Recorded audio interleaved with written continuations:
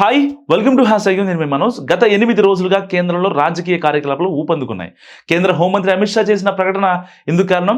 So ఇటీవల ఒక ఇంటర్వ్యూలో ఆయన మాట్లాడుతూ రాబోయే బీహార్ అసెంబ్లీ ఎన్నికల్లో ఎవరి నాయకత్వంలో పోటీ చేయాలనేది మేం కూర్చొని నిర్ణయిస్తామంటూ అమిత్ షా కీలక వ్యాఖ్యలు చేశారు. సో అప్పటి నుంచి బీహార్లో నితీష్ కుమార్ ముఖ్యమంత్రి పదవిపై చర్చలు మొదలయ్యాయి. మహారాష్ట్ర నుంచి సంఖ్యాబలం రావడంతో బీజేపీ ఏక్నాథ్ షిండేను పక్కన పెట్టి దేవేంద్ర ఫడ్నవీస్ను ముఖ్యమంత్రి చేసింది. సో ఎన్నికల్లో ఆధిక్యంలో ఉన్నప్పటికీ ఏక్నాథ్ షిండేను దిగజార్చారు. మహారాష్ట్రలో చేసిన ఈ ప్రయోగాన్ని బీహార్లోనూ పునరావృతం చేసే అవకాశం ఉంది.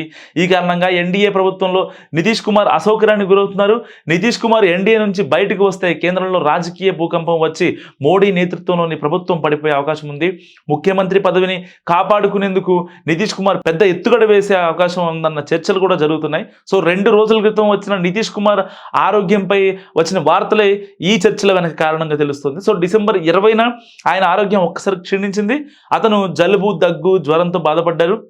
దాని కారణంగా అతను తన కార్యక్రమాలన్నింటినీ రద్దు చేసుకున్నారు. ఒకవేళ అమిత్ షా ప్రకటన, ఇంకా ఆ తర్వాత అకస్మాత్తుగా నితీష్ కుమార్ ఆరోగ్యం బాగోలేదని, ఇంకా వీటన్నిటిపై ఆయన మౌనం వేయటం తుఫాను ముందుటి ఉద్ధృతిగా భావిస్తున్నారు జనం. సో ఇంతకు ముందు కూడా నితీష్ కుమార్ ఇలా మౌనం వహించి పెద్ద రాజకీయ మార్పులే చేశారు. నితీష్ కుమార్ కార్యకలాపాలను చూసి బీజేపీ కూడా అలర్ట్ అయింది. అకస్మాత్తుగా ఢిల్లీలో బీజేపీ కోర్ కమిటీ సమావేశం కూడా జరిగింది. ఇది కాకుండా జనవరి 8న అమిత్ షా బీహార్లో పర్యటించున్నారు. గత వారం రోజులుగా జరుగుతున్న ఈ ఉదంతాల నేపథ్యంలో కేంద్రంలో పెద్ద రాజకీయ ప్రకంపన వస్తుందన్న చర్చలు జోరుగా జరుగుతున్నాయి. సో అంబేద్కర్ విషయంలో అమిత్ షా చేసిన ప్రకటన కూడా ఇందుకు దోహదపడింది. బీహార్లో దళితుల ఓటు బ్యాంకును పరిగణలో తీసుకుంటే ఈ ప్రకటన నితీష్ కుమార్కు హానికరం. ఎన్డీఏ ప్రభుత్వంలో నితీష్ కుమార్ నేతృత్వంలోని జేడీయూ 3వ అతిపెద్ద పార్టీ. సో జేడీయూకి మొత్తంగా 12 మంది ఎంపీలు ఉన్నారు. వారు వాకౌట్ చేస్తే ఎన్డీఏ మెజార్టీ తగ్గుతుంది. దీంతో పాటు ఏక్నాథ్ షిండే వర్గానికి 7 మంది ఎంపీలు కూడా ఉన్నారు. సో రాష్ట్రంలో ముఖ్యమంత్రి పదవిని కోల్పోవడంపై కూడా ఆయన ఆగ్రహంతో ఉన్నట్లు సమాచారం.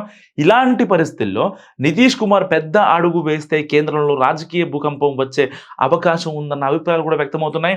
సో నితీష్ వ్యవహారం గురించి మీరేమనుకుంటున్నారు? కామెంట్ రూపంలో తెలియజేయండి. చూస్తూనే ఉండండి హ్యాష్ ట్యాగ్ యూ.